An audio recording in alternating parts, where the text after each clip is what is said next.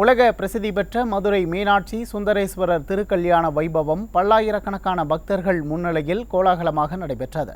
கடந்த 12ஆம் தேதி சித்திரை திருவிழா கொடியேற்றத்துடன் தொடங்கி நாள்தோறும் மீனாட்சி சுந்தரேஸ்வரர் வெவ்வேறு வாகனங்களில் எழுந்தருளி 4 மாசி வீதிகளிலும் உலா வந்து பக்தர்களுக்கு அருள்பாலித்து வருகின்றனர். சித்திரை திருவிழாவின் 8வது நாளில் மீனாட்சி அம்மன் பட்டாபிஷேகமும் 9வது நாளில் திக் விஜயமும் நடைபெற்ற நிலையில் சித்திரை திருவிழாவின் சிகர நிகழ்ச்சியான மீனாட்சி சுந்தரேஸ்வரர் திருக்கல்யாண வைபவம் கோலாகலமாக நடைபெற்றது. நறுமணம் மிக்க வெற்றிவேர் மற்றும் பல வகை வண்ணப்பூக்களால் அலங்கரிக்கப்பட்ட திருக்கல்யாண மேடையில் பவளக்கனிவாய் பெருமாளும் தெய்வானையுடன் சுப்பிரமணிய சுவாமியும் எழுந்தருளினர். இதனை அடுத்து பல்வேறு பூஜைகள் நடைபெற்றதைத் தொடர்ந்து வேத மந்திரங்கள் முழங்க மங்கள வாத்தியங்களுடன் மீனாட்சி சுந்தரேஸ்வரர் திருக்கல்யாணம் நடைபெற்றது. இதனை அடுத்து திருமணமான பெண்கள் புதிய தாலி கயிறை மாற்றிக்கொண்டனர். மீனாட்சி அம்மனுக்கு முத்துக்கொண்டை போட்டு கையில் தங்கக்கிளி, தலையில் தங்க கிரீடம் அணிவிக்கப்பட்டிருந்தது.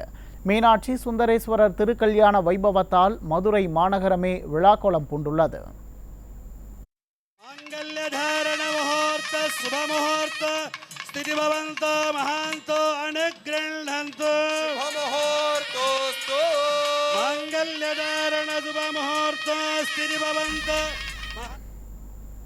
மீனாட்சி சுந்தரேஸ்வரர் திருக்கல்யாணத்தை ஒட்டி சுமார் 1 லட்சத்திற்கும் மேற்பட்ட பக்தர்களுக்கு மதுரை சேதுபதி மேல்நிலைப்பள்ளி வளாகத்தில் கல்யாண விருந்து அளிக்கப்பட்டது.